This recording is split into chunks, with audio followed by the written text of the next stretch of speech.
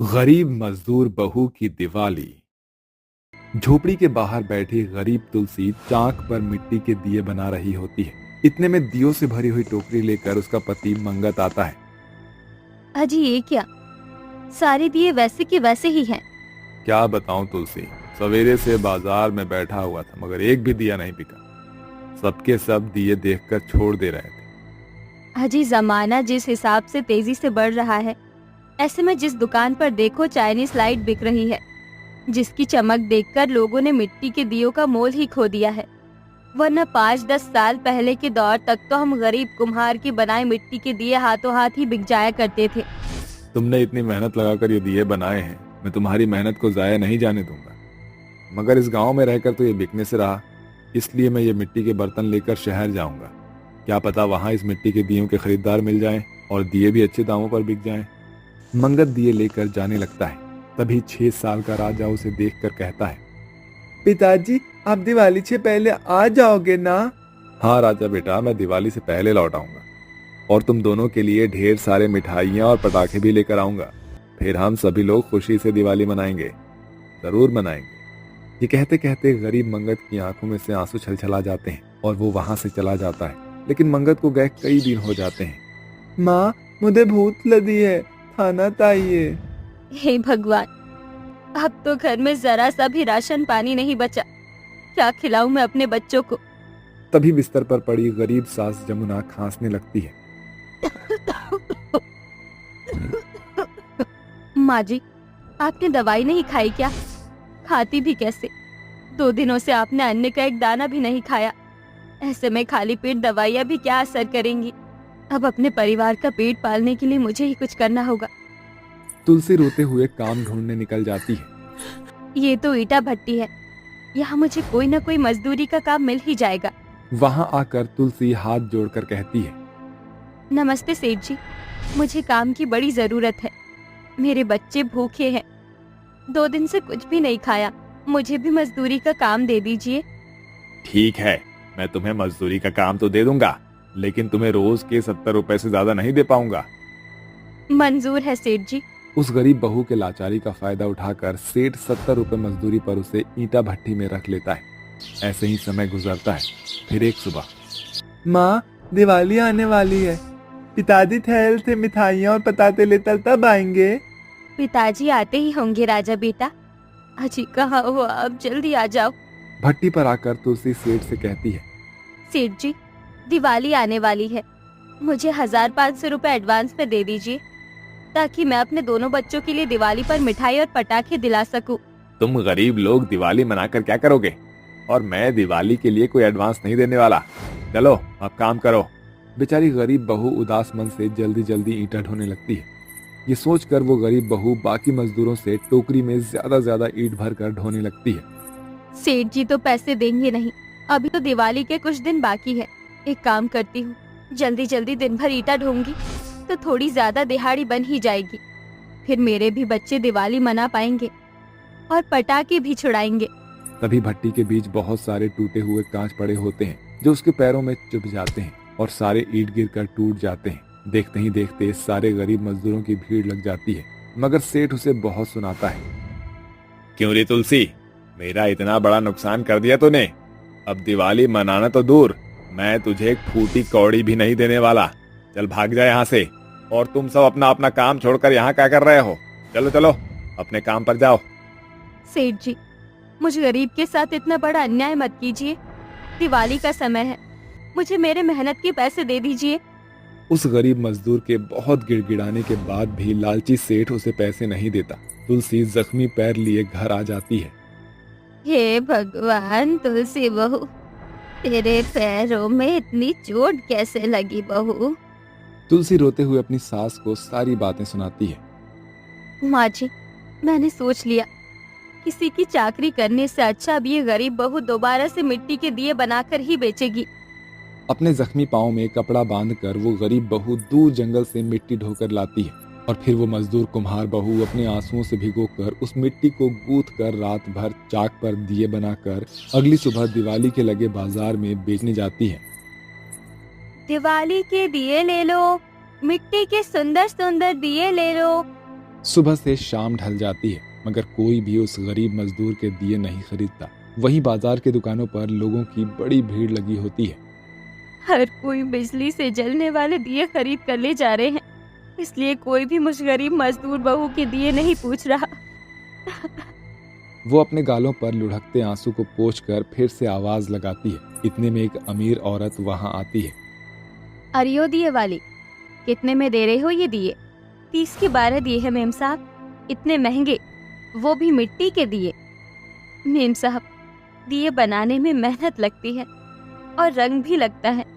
सवेरे से बैठी हूँ, अब तक एक भी दिए नहीं बिके। मैं आपको 20 के 12 दिए दे दूंगी, ले लीजिए। मैं तो 10 रुपए से 1 रुपए आना ज्यादा नहीं दूंगी। देना है तो दो, वरना मैं चली। ग्राहक को जाता देखकर वो गरीब बहू 10 रुपए में ही 12 दिए दे देती है। ऐसे ही 1-2 दिन और निकल जाते हैं मगर दिए बेचकर भी तुलसी की कमाई नहीं होती और धनतेरस आ जाता है। आज पड़ोस में रहने वाले सभी लोग अपने बड़े बड़े घरों को दिवाली के लिए महंगी लाइटों और लड़ी से सजाते हैं। तभी सोनी कहती है, माँ, वो देखो, पायल आंटी के दिए वाले लाइट के डिजाइन कितने अच्छे लग रहे हैं। इसी के चलते तो हमारे दिए नहीं बिक रहे। अपनी गरीब माँ को माफ कर दो मेरे बच्चों। लगता है हम दिवाली नहीं मना पाएंगे। हम दिवाली मना सकते हैं माँ, अगर हम इसी तरह के डिजाइनिंग दिए बनाकर बेचे तो। 7 साल की सोनी की ये बात उस गरीब मजदूर बहू को एक नया रास्ता दिखाती है। इसके बाद वो और उसके दोनों बच्चे दिन भर मिट्टी के तरह तरह की डिजाइनिंग दिए बनाते हैं और बाजार में बेचने आते हैं, जहाँ लोग भीड़ लगाकर उस गरीब मजदूर बहू के बनाए दिए खरीदने लगते हैं। दिवाली के दिए, दिवाली के सुंदर सुंदर डिजाइनिंग दिए। अरे वाह, ये मिट्टी के दिए कितने मन भावन लग रहे हैं। कैसे दिए? 50 के 12 दिए हैं बाबूजी। एक काम करो, ये सारे दिए मुझे दे दो, मुझे चाहिए। वो अमीर ग्राहक उस मजदूर बहू के बनाए सारे मिट्टी के दिए खरीद लेता है। इसके बाद वो और दिए बनाकर बेचती है। तभी घर जाकर सोनी देखती है कि झोपड़ी के बाहर किसी राह चलती गाय ने बहुत सारे गोबर दिए होते हैं। माँ, ये देखो, गाय ने हमारी झोपड़ी के बाहर कितना सारा गोबर दिया है। मैं इससे कंडे बना लेती हूँ। वैसे भी दिवाली के बाजार में गोबर के कंडे खूब बिकते हैं। इससे हमारी थोड़ी बहुत और कमाई हो जाएगी, तो हम दिवाली अच्छे से मना पाएंगे। इसी तरह से दिवाली का दिन भी आ जाता है। एक तरफ आज पड़ोस के सभी बच्चे सुबह से ही नए नए कपड़े पहनकर बम पटाखे छुड़ा रहे होते हैं। वहीं उस गरीब मजदूर के दोनों बच्चे उसके साथ मेहनत से दिए कंडे बनाकर दिवाली की देर रात तक बाजार में बेचकर आखिर में अपने घर के लिए लक्ष्मी गणेश की मूर्ति और खिलखिलौने का प्रसाद खरीदती है। जिसके बाद वो अपने दोनों बच्चों को दिवाली के लिए एक एक जोड़ी कपड़े भी दिलाती है, जिसे देखकर दोनों बच्चे बड़े ही खुश होते हैं। इसके बाद वो सभी लोग लक्ष्मी पूजन करते हैं और दोनों बच्चे झोपड़ी के आंगन में फुलझड़ी जलाते हैं। वहीं तुलसी का मन अभी भी उदास होता है। हे माँ लक्ष्मी, आपने मुझसे जो भी परीक्षा ली, मैंने उसे किस्मत मानकर सह लिया। भूखे प्यासे रहकर मजदूरी भी की, मगर आज इस गरीब मजदूर बहू की विनती सुन लो माँ। मेरी मांग का सिंदूर मुझे लौटा दो। ऐसा कहते हुए तुलसी फूट फूट कर रोने लगती है। तभी वो देखती है कि मंगत हाथों में मिठाई का डिब्बा लिए और खूब सारे पटाखे और कपड़े लेकर अंदर आता है। माँ, दे तो पिताजी याद है। हाँ जी, कहाँ थे आप? कितने दिन लगा दिए लौटने में। तुलसी, शहर वालों को तुम्हारे बनाए मिट्टी के दिए बहुत भाए। वो तो जिस दिन मैं शहर गया था उसी दिन सारे बिक गए थे, मगर लौटते वक्त रास्ता टूट गया था और मैं वहीं फंस गया था। वैसे तुम कैसी हो? अपने राम के बिना ये सीता कैसी हो सकती है? ये कहते हुए वो गरीब बहू अपने पति के गले लग जाती है, जिसके बाद वो एक दूसरे को मिठाई खिलाते हैं। दिवाली की रात उस गरीब मजदूर बहू की झोपड़ी और सारा आंगन उसके बनाए मिट्टी के दिए की रौनक से जगमगा उठता है। बहू, क्या बात है, घर में 5-5 बहू के रहते हुए भी अभी तक चूल्हा उदास पड़ा है। खाना नहीं बनाना है क्या? बस वही बनाने जा रहे थे माँ जी। वो हम पांचों सुबह से ही रसोई में दिवाली की सफाई में लगे थे। चलो कोई बात नहीं, अब जल्दी से चूल्हा लीप कर चाय पानी बना लो। अपनी सास के रसोई से बाहर जाते ही पांचों बहुएं एक दूसरे का मुंह देखने लगती हैं। अब क्या बताऊं, राशन के नाम पर बस थोड़े बहुत दाल चावल ही बचे हैं। औरतें अभी के लिए दाल चावल से खिचड़ी बना लेते हैं, ये कहानी है गरीब गोमती की, जिसके परिवार में बहू बेटे और 2 पोते पोती को मिलाकर कुल 13 लोग थे। जैसे तैसे वह अपने छोटे से कच्चे घर में रहते थे। गोमती के 5 बेटों के पास कोई भी पक्का काम नहीं था, जिसके चलते कभी काम मिलता तो कभी नहीं। बस तब से घर का खर्चा चलाने के लिए 60 साल की बूढ़ी गोमती कोठी में रोटी बनाने और झाड़ू पोछे का काम कर रही है। अरे बहू, खाना बन गया? बच्चे कब से भूख से बिलख रहे हैं। बस लाई माँ जी। 5 बहुएं साथ मिलकर अपने बच्चों और पति को खिचड़ी परोसती हैं। ये लीजिए गर्मा गर्म खिचड़ी। अरे गौरी, खिचड़ी के साथ कोई सब्जी अचार नहीं है क्या? अरे क्या बात है बहू, साग सब्जी खत्म हो गई थी क्या, जो तूने एकदम छुच्छे खिचड़ी बनाई है? वो माँ जी, आज शनिवार था ना, तो हमने सोचा क्यों ना सभी के लिए खिचड़ी ही बना दे। वैसे भी शनिवार को खिचड़ी खाने से ग्रह कटता है। चलो अच्छा किया। अच्छा बहू, मैं काम पर जा रही हूँ। आज मालकिन के घर में दिवाली की सफाई करनी है। दिवाली की बात सुनकर दोनों बच्चों की आंखों में खुशी की चमक आ जाती है। दादी माँ, दिवाली आ रही है, फिर तो आप मुझे और निशु भैया को नए कपड़े दिलाओगे ना? और फिर उस दिन तो हमारे घर में बहुत सारे पकवान और लड्डू पेड़े भी बनेंगे। 5 साल की रानी के मन में दिवाली को लेकर लगी उम्मीदों को सुनकर गोमती भर आई आंखों से कहती है, हाँ मेरी प्यारी पोती, दादी माँ अपनी प्यारी रानी को दिवाली पर लड्डू पेड़े भी दिलाएंगी और पटाखे भी। निशु बेटा, तू भी बोल, तुझे क्या चाहिए? तभी 9 साल का निशु बड़े ही उदास मन से चारों तरफ नजर घुमाकर अपने कच्चे पुराने घर की जर्जर हालत को देख बोलता है, दादी माँ, सभी ने दिवाली के लिए अपने घरों को पेंट कराया है और महंगी लाइट लगाकर घरों की सजावट भी की है।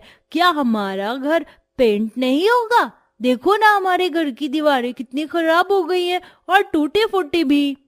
ये सुनकर रूपा कहती है, निशु बेटा, हमारे पास इतने पैसे कहाँ से आएंगे कि हम अपने घर को पेंट करवा सके? दिवाली पर सभी के घर कितने सुंदर लगते हैं, एक हमारा ही घर एकदम फीका से लगता है। तुम चिंता मत करो निशु, इस बार दिवाली पर हमारे घर में भी सजावट होगी। ये सुनकर निशु का मुरझाया हुआ चेहरा खुशी से खिल उठता है। सचमुच गौरी चाची? हाँ सच में। निशु रानी, चलो बच्चों, मैं तुम दोनों को स्कूल छोड़ते हुए काम पर चली जाऊंगी। सभी के घर से जाने के बाद 5 बहुएं आपस में बात करने लगती हैं। गौरी, तुमने बच्चों का मन रखने के लिए बोल दिया, मगर तुम जानती हो हमारे पतियों के पास कोई भी पक्का काम नहीं। कभी दिहाड़ी बनती है तो कभी खाली हाथ ही घर लौट आते हैं। ऐसे में हम दिवाली की सजावट कहाँ से करेंगे? कहाँ से खरीद कर लाएंगे महंगी महंगी लाइट?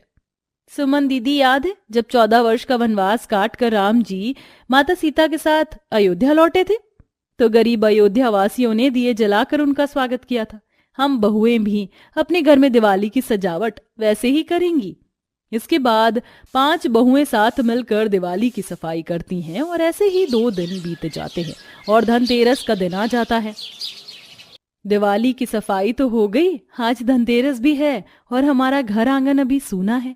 हम घर को सजाएंगे कैसे? इस वक्त दिवाली के चलते बाजार में फूल भी महंगे बिक रहे होंगे।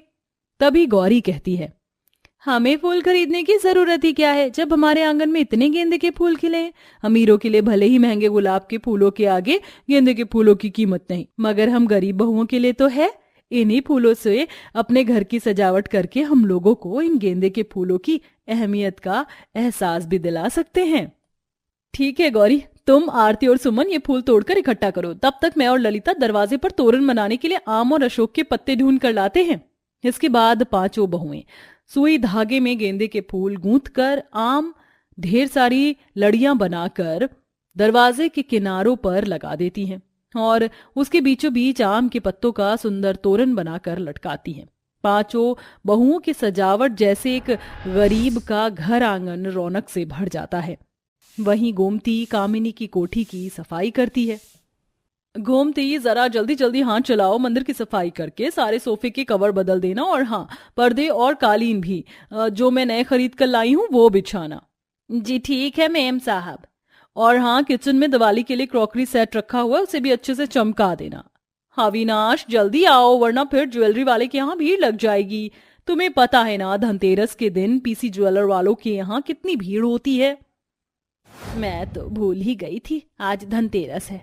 सोचा था साल भर में कुछ पैसे जोड़कर अपनी 5 बहू के लिए धनतेरस पर एक एक जोड़ी पायल या नाक की कील ही खरीदने को, मगर इस गरीबी में 2 वक्त की रोटी कमाने में ही साल कैसे बीत जाता है पता ही नहीं चलता।